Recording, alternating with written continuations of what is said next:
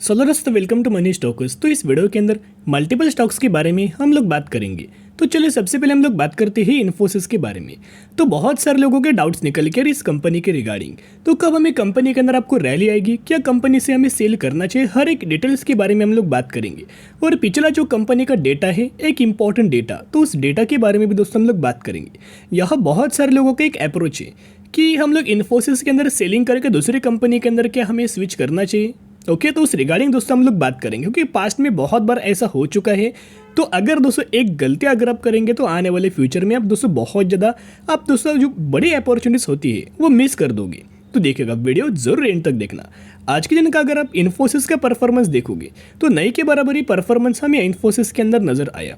Basically market के अंदर हमें गुड न्यूज नजर आई, जो हमें रेपो रेट हाइक होने वाला था वो रेपो रेट दोस्तों हाइक नहीं हुआ। जितना पहले था उतना ही करंट बेसिस के ऊपर हमें रेपो रेट हमें नजर आ रहा है। तो इसी की वजह से कोई कंपनी के अंदर या फिर इसी की वजह से हमें मार्केट के अंदर आज के दिन दोस्तों गिरावट ज़्यादा नहीं हुआ।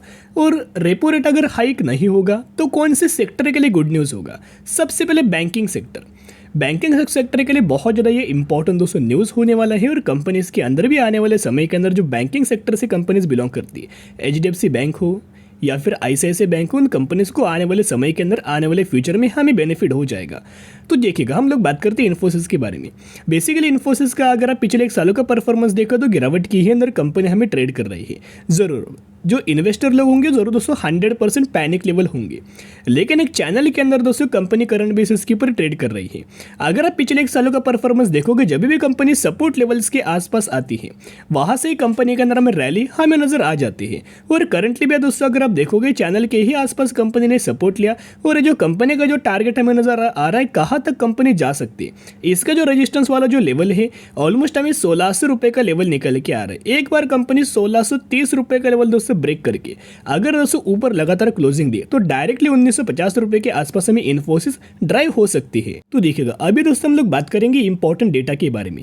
फंडामेंटली कंपनी स्ट्रांग है, लेकिन जितना हमें एक्स्ट्रा जो डेटा निकल के आ रहा है, एक्स्ट्रा जो इन्फॉर्मेशन आ रही, एक्स्ट्रा न्यूज़ आ रही, एक्स्ट्रा यानी कि बहुत सारे ब्रोकरेज फर्म ने यहाँ एक कंपनीज को हमें डाउनग्रेड किया है। बहुत सारे ब्रोकरेज फर्म ने निचले हमें टारगेट दिया है, निचले लेवल्स दिया है। और बहुत सारे ब्रोकर्स ने हमें शॉर्ट करने के भी दोस्तों हमें रेटिंग दिया है।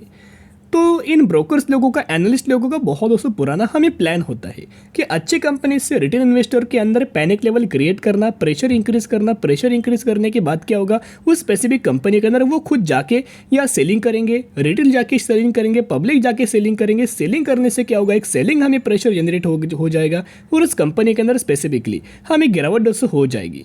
और लोगों को क्या लगता है कि बेसिकली जो ब्रोकर्स लोगों ने जो डाउनग्रेड किया इसी की वजह से गिरावट हुआ, लेकिन उससे रीजन क्या होता है, ये सिर्फ पैनिक लेवल क्रिएट करते हैं रिटेल्स के अंदर। ये जो गिरावट है, इस तरीके जो गिरावट जो करंट बेसिस के ऊपर आपको इन्फोसिस के अंदर नजर आ रही है, पहले पास्ट के अंदर भी बहुत ज़्यादा हो चुकी है।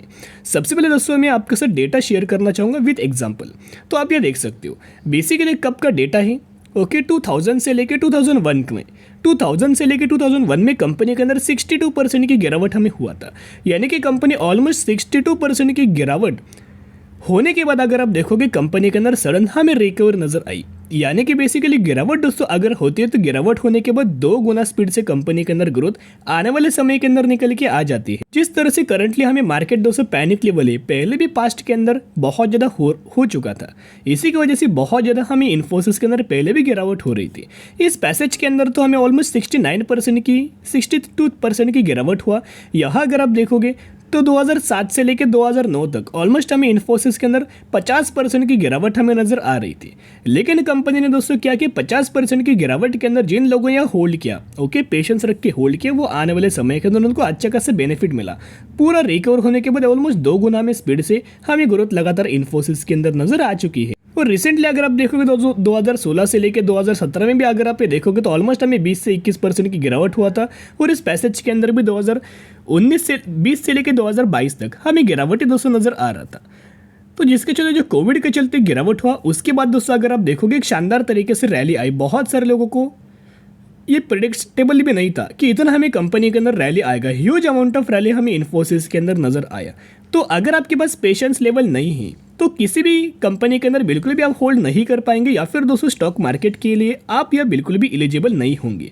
जिनमें लोगों के पास पेशेंस है और यस, जो लोग बोलेंगे कि यस इन्फोसिस कितना भी गिरे उतना मैं इसके अंदर बाय ऑन स्ट्रेटेजी अप्लाई करूंगा और मिनिमम 5 साल तो इस कंपनी के अंदर होल्ड करूंगा। जो भी लोग दोस्तों ये इस तरह से थिंकिंग करते हैं वही लोग आने वाले समय के अंदर एक मल्टी बैगर रिटर्न हमें बना के दे सकते हैं कंपनीज, और वही लोग एक बहुत अच्छा खासा जो पोर्टफोलियो है उन लोगों का लंबे समय के लिए बन सकता है। एक पॉइंट ध्यान में रखना, बेसिकली जो स्टॉक मार्केट का जो प्रोसेस है एक अगर आप देखोगे बेसिकली बहुत ज़्यादा स्लो प्रोसेस होता है, लेकिन जो एंड ऑफ द स्टोरी जो आपको रिटर्न्स मिलता है वो ह्यूज अमाउंट ऑफ बड़ी वेल्थ क्रिएट करके देता है। आप दोस्तों प्रिडिक्ट भी नहीं कर पाओगे। तो एक दोस्तों टाइम टेकिंग प्रोसेस होता है, बिल्कुल कोई शॉर्टकट से हमें निकल के नहीं आएगा। शॉर्टकट कौन सी कंपनी जो कंपनीज बिलोंग करती है, फॉर एग्जांपल जो पेनी स्टॉक होता है उसके अंदर दोस्तों 0-0 आप ये कर सकते हो, लेकिन फंडामेंटली स्ट्रॉन्ग कंपनी के अंदर दोस्तों आपको दोस्तों टाइम 100% देना ही पड़ता है। तो चलिए अभी हम बात करेंगे इन्फोसिस के न्यूज़ के बारे में। वैसे मैंने बहुत बार पैरामीटर्स आपके साथ शेयर किया, म्यूचुअल फंड्स का डेटा शेयर किया। सिर्फ इन्फोसिस के अंदर हमें पब्लिक की सेलिंग हो रही, एफआईज लगातार बाइंग कर रहे, गवर्नमेंट बाइंग कर रहा है, डीआईज बाइंग कर रहा है, हर एक लोग बाइंग कर रहे, लेकिन सेलिंग कौन कर रहा है? पब्लिक। तो यही होता है, अच्छी खासी कंपनी के अंदर डिप्स के अंदर उठाएंगे तो ही आपको आने वाले सालों में उस कंपनी के अंदर मल्टीपैगर रिटर्न्स आपको मिल जाएगा। तो चलिए इन्फोसिस के अंदर एक पॉजिटिव न्यूज़ आई, उस न्यूज़ के बारे में कवर अप करते हैं। तो देखिएगा, Infosys extends collaboration with LexisNexis to provide end to end strategic IT services. तो ये जो कंपनी है ये भी स्पेसिफिकली हमें आईटी सेक्टर से दोस्तों कंपनी बिलोंग करती है, और इन्फोसिस भी कंपनी आईटी सेक्टर से ही बिलोंग करती है।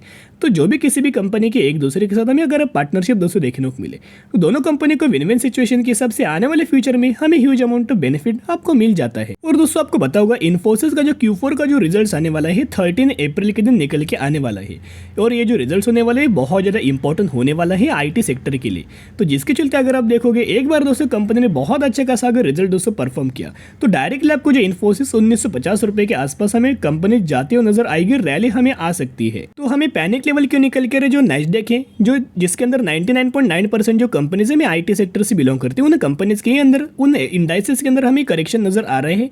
कल के दिन हमें नैस्डैक के अंदर ऑलमोस्ट 1% का गिरावट हुआ, इसी की वजह से आईटी सेक्टर के अंदर पैनिक लेवल हमें आ रहा है। तो बाय ऑन स्ट्रेटेजी अप्लाई करके लंबे समय के लिए होल्ड करना। तो चलिए अभी हम बात करेंगे HDFC बैंक के बारे में। HDFC बैंक का आज के दिन भी पॉजिटिवली हमें कंपनी ने परफॉर्म किया, और पिछले 5 दिनों के अंदर भी ऑलमोस्ट हमें 4.5% की रैली हमें HDFC बैंक के अंदर आ चुकी है। तो कंपनी के रिगार्डिंग दोस्तों अपडेट्स क्या है, तो देखिएगा अपडेट्स के बारे में बात करते हैं। क्यों हमें कंपनी के अंदर रैली आ रही है, जिसकी वजह से हेल्दी डिपॉजिट ग्रोथ। तो कंपनी का जो डिपॉजिट का जो ग्रोथ है, लोन का जो अमाउंट है वो लगातार दोस्तों कंपनी का जो सेल्स है उसके अंदर हमें जंप आ रही है। कंपनी बैंक को किस तरह से बेनिफिट होता है, लोन्स, जो लोन्स जितना लोन्स या बैंक्स देती है कस्टमर्स को उतना हमें फ़ायदा बैंकिंग सेक्टर को हो जाता है, बैंक्स को होता है। तो बेसिकली अगर आप देखोगे HDFC बैंक या फिर बैंकिंग सेक्टर करंटली क्या करे, huge amount of loans provide कर रहे हैं। फाइनेंस जो कंपनी MBFC कैटेगरी से बिलोंग करती है, जो कंपनी फाइनेंस सेक्टर से बिलोंग करती है, उसके जैसा कि ये जो बैंक से हमें करंटली दोस्तों लोन्स प्रोवाइड कर रहे हैं। तो बहुत ज़्यादा पॉजिटिव आने का रिजल्ट हमें बहुत ज़्यादा चांसेस नजर आ रहा है। HDFC लिमिटेड के अंदर दोस्तों हमें टारगेट दिया गया है, HDFC बैंक के अंदर नहीं। अगर आप HDFC लिमिटेड के अंदर दोस्तों अगर आपके पोर्टफोलियो के अंदर है तो आपके लिए इंपॉर्टेंट है। 6 घंटे पहले में न्यूज़ आया है IIFL की तरफ से 2800 रुपये का टारगेट हमें HDFC लिमिटेड के अंदर हमें नजर आ चुका है। और यहाँ भी अगर आप देखोगे तो इनका ये मानना है कि हमें Q4 का जो अपडेट्स आने वाले हैं बहुत अच्छा खासा अपडेट्स आ सकता है। एडवांस के अंदर हमें 17% की जंप आपको आ सकती है, और डिपॉजिट्स के अंदर 21% का जंप, तो जिसके चलते अच्छी खासी में HDFC बैंक Q4 के अंदर परफॉर्म कर सकती है। तो अगर आप HDFC बैंक के अंदर दोस्तों निवेश करना चाहते हो, बहुत अच्छी कंपनी। और करंटली जो रेपो रेट के जो अपडेट्स हमें आज के दिन आया था RBI की तरफ से, तो रेपो रेट तो हाइक नहीं हुआ, इसकी वजह से बेनिफिट किसको होगा, इसका जो बेनिफिट होगा बैंकिंग सेगमेंट को होगा। बैंकिंग सेक्टर के जितने भी स्टॉक्स होंगे उनको बेनिफिट निकल के आएगा। और अगर आप HDFC बैंक के अंदर निवेश करते हो, सबसे पहले कंपनी मार्केट लीडर है किसके अंदर, अगर आप देखोगे प्राइवेट बैंक्स के अंदर, तो जरूर बाय ऑन स्ट्रेटेजी अप्लाई करके लंबे समय के लिए होल्ड करना। तो चलिए अभी हम बात करेंगे एक कंपनी के अंदर आपको 1:1 रेशियो के अंदर हमें बोनस का आपको बेनिफिट मिलने वाला है, यानी कि 1 के बदले आपको 1 शेयर मिलेंगे। अगर आपके पास 10 शेयर होंगे तो 10 के बदले आपको 10 शेयर मिलेंगे। लेकिन दोस्तों कंपनी कैसी है, तो कौन सी कंपनी के बारे में बात करें, हम लोग बात करें जेट इन्फ्रा वेंचर लिमिटेड के बारे में। बिल्कुल भी कंपनी का बिजनेस अच्छा नहीं है। आज के दिन तो हमें 5% का अपर सर्किट कंपनी के अंदर लग रहा है, लेकिन अगर आप पिछले एक सालों का इस कंपनी का परफॉर्मेंस देखोगे तो ऑलमोस्ट हमें 47% की गिरावट हो चुकी है। तो अच्छी कंपनीज के अंदर निवेश करेंगे दोस्तों, आपको bonus regarding, split regarding benefit मिल जाएगा। लेकिन ऐसे छोटी कंपनीज के अंदर अगर निवेश करेंगे तो 100% आपका दोस्तों पैसा फंसने वाला है। तो बिग अलर्ट शेयर करना चाहूंगा, ऐसे टाइप के कंपनीज के अंदर निवेश मत करना जो कंपनी पिछले एक सालों से लगातार गिर रही है। बिल्कुल भी दोस्तों निवेश मत करना। जितना भी अमाउंट आपके पास होगा वो पूरा का पूरा जो अमाउंट है जीरो हो जाएगा और दोस्तों आप 100% स्टॉक मार्केट से निकल जाएंगे। तो स्टॉक मार्केट में क्या होता है, सर्वाइव करना बहुत ज़्यादा इंपॉर्टेंट होता है।